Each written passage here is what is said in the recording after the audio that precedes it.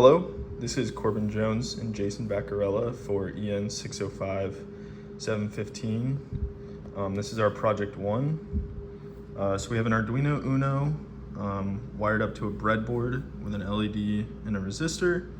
And then we have some code written on the Arduino IDE to translate messages that are inputted through the serial inputter into Morse code. So we have a message typed in right here, hello world. So we're gonna go ahead and send that, and then we will see the Morse code translation.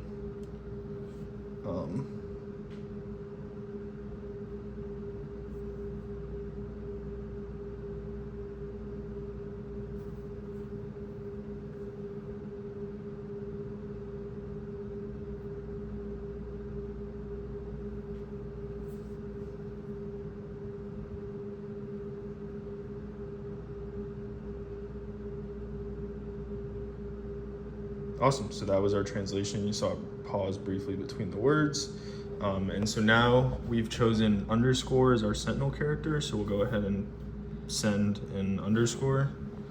You won't see the light blink, and then you see that we have exited the program, and now if we type another message and click send, the Arduino no longer blinks. So that is our Project 1 demonstration. Thank you.